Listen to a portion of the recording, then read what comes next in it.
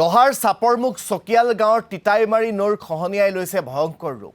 শীঘ্ৰে খহনীয়া প্ৰতিৰোধৰ ব্যৱস্থা নকৰিলে আগন্তুক সময়ত ৰহাৰ এক বৃহৎ অঞ্চল জাহ যোৱাৰ উপক্ৰম হৈছে আৰু মথাউৰিৰ আধা অংশ খহি যোৱাৰ বাবেই যাতায়াতৰ ক্ষেত্ৰতো সমস্যাৰ সন্মুখীন হৈছে অঞ্চলবাসী। আমি আপোনালোকক পৰিৱেশ দেখুৱাইছোঁ। এয়া মথাউৰিৰ আধা অংশ বহি যোৱাৰ বাবে যাতায়াতৰ ক্ষেত্ৰত সমস্যাৰ সন্মুখীন হৈছে অঞ্চলবাসী। আপোনালোকে দেখিবলৈ পাইছে পথটোৰ এটা অংশও খহাই নিছে। ৰহাৰ তিতাইমাৰী নৈৰ খহনীয়াই এইদৰে ভয়ংকৰ ৰূপ ধাৰণ কৰাত এতিয়া শংকিত হৈ পৰিছে ৰাইজ। এই সন্দৰ্ভত আমাক সবিশেষ জনাব সাংবাদিক অসীম চেত্ৰীয়ে।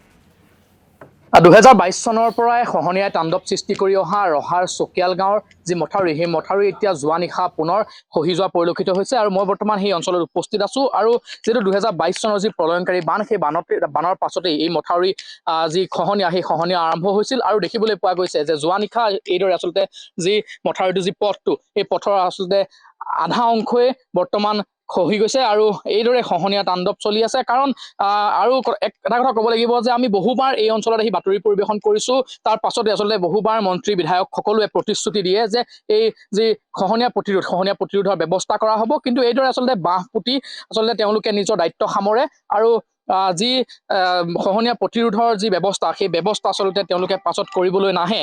তাৰ বাবে ইতিমধ্যে যি গাঁৱৰ ৰাইজ, সেই গাঁৱৰ ৰাইজো ইতিমধ্যে ক্ষোভিত হৈ আছে। কাৰণ যদি কেনেবাকৈ এই যি তিতাইমাৰী নৈৰ যি কাষত থকা এই মথাউৰিটো খহি যায়, তেন্তে এই গাঁওখনেই নহয় আচলতে চাপৰমুখৰ এক বিস্তীৰ্ণ অঞ্চল আচলতে বানত বুৰ যাব।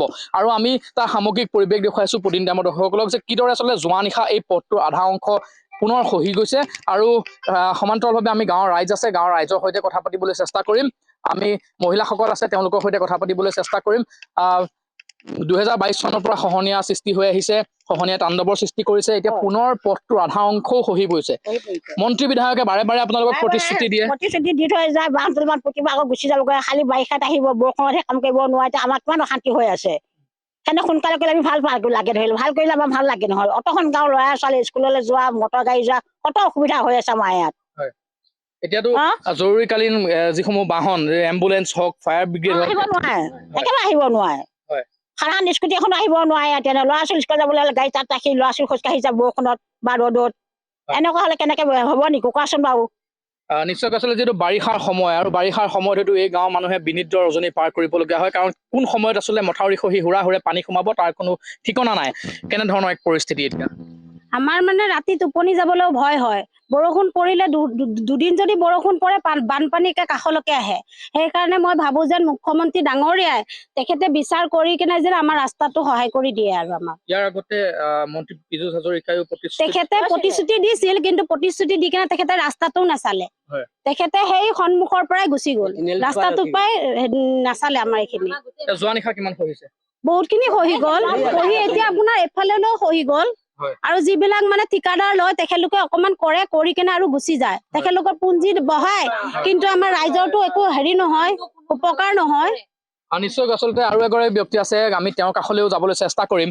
যিহেতু 2022 চনৰ পৰাই খহনীয়া, তাৰ পাছত আচলতে এইদৰে আচলতে যি বাঁহ পুতি খহনীয়া ৰোধৰো ব্যৱস্থা বাৰে বাৰে কৰে, কিন্তু তাৰ পাছতো আচলতে খহনীয়া ৰোধ কৰিব পৰা নাই। যি স্থায়ী সমাধান, খহনীয়া ৰোধৰ স্থায়ী সমাধানৰ পৰা আচলতে এতিয়া চৰকাৰ আচলতে আঁতৰি থকা ধৰণৰ এক পৰিলক্ষিত হৈছে। কাৰণ এতিয়া চাওক, 2022 চনতে ৰাস্তাটো বহি গৈছিলে। তেতিয়া 22 চনতে যেতিয়া বহিলে, তেতিয়া আহি পেলাই বাঁহ কেইডালমান আহি পুতিলে, মাটি অলপ দিলে। দিয়াৰ পিছত আমাৰ শশী দাস, মাননীয় শশী দাসৰ ওচৰতো আমাৰ ৰাইজ গৈছে, গৈ পেলাই ক'লে কি হ'ব, ৰাস্তাৰ কাম হ'ব। হৈ পেলাই তেনেকৈ আকৌ 2023 চনত অলপ বোল্ডাৰ আনি পেলালে আৰু কামটো কৰে আপোনাৰ ধৰক এয়া বাৰিষা অহাৰ আগে আগে। বাৰিষা অহাৰ আগে আগে কৰে। সেইটো কাৰণে এতিয়া আমাৰ সমস্যাৰ সৃষ্টি হৈছে গাঁওখনত। আৰু সেই কামবিলাক আমাৰ চৰকাৰৰ যিবিলাক কৰ্মকৰ্তা মানুহ আছে, সেই কামবিলাক যদি আগতীয়াকৈ কৰে, এতিয়া ধৰক আমাৰ এপ্ৰিলত আহি গ'লে বানপানী আহে। যদি আমাৰ ধৰক নৱেম্বৰ ডিচেম্বৰত কামবিলাক কৰে, তেনেহ'লে কামবিলাক ভাল হয়। আৰু সেইটো নকৰি পেলাই প্ৰতি বছৰে 3 বছৰ ধৰি পেলাইতো পইচা পাতিও খৰচা হৈ আছে, ৰাইজৰো হাম্পাৰ হৈ আছে।